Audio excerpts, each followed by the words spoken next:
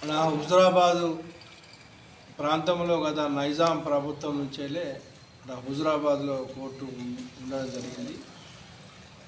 మరి కేసులు పెరుగుతున్న సందర్భంలో మరి కక్షిదారులకు వారి సౌకర్యం కొరకు కూడా సుప్రీంకోర్టు కూడా మండల న్యాయస్థానాలు తీసుకురావాలనే ఒక ప్రతిపాదన తీసుకురావడం జరిగింది.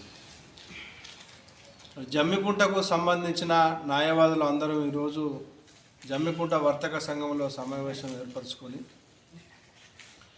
జమ్మికుంట మరి ఇల్లంతకుంట వీణవెంక మండలాలకు సంబంధించిన పరిధిలో జమ్మికుంట ఒక court, municipal court, junior civil judge court ఉండాలి అనే ప్రతిపాదన తీసుకొచ్చడానికి ఈరోజు సమావేశం నిర్వహించుకోవడం జరిగింది. గతంలో కూడా హుజురాబాద్లో ఉన్న సెకండ్ అడిషనల్ కోర్టు కూడా జమ్మికుంట ఉద్దేశించే ఆ కోర్టు ఆ రోజులో శాంక్షన్ ఇవ్వడం జరిగింది.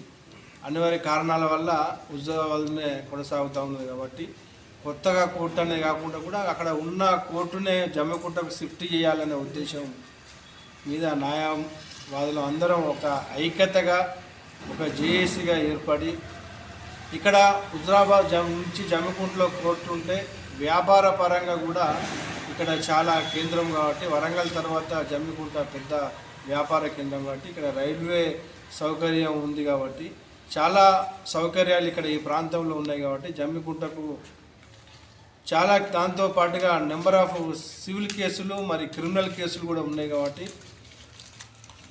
ఇక్కడ ఈ ప్రాంతంలో ఉన్న కక్షిదారులకు కానీ న్యాయవాదులకు కానీ అందరికీ సౌకర్యంగా ఉంటుందనే ఉద్దేశంతో ఇక్కడ హుజురాబాద్ నుంచి వెళ్ళి జమ్మికుంటకు సెకండ్ అడిషనల్ కోర్టు షిఫ్ట్ చేస్తూ ఇక్కడ జమ్మికుంట ప్రాంతంలో ఒక కోర్టు నెలకొల్పాలనే ఒక ఉద్దేశంలో ఈరోజు సమావేశం జరగడం జరిగింది. అందరం యునానిమస్గా జమ్మికుంటలో కోర్టు తీసుకురావాలని నిర్ణయించుకోవడం జరిగింది. దానిలో భాగంగా మా జమ్మికుంట ప్రాంతానికి చెందిన సీనియర్ న్యాయవాది శేషాల సారంగపాణి గారు అకాల మృత్యు కూడా మాకు తీరని లోటు.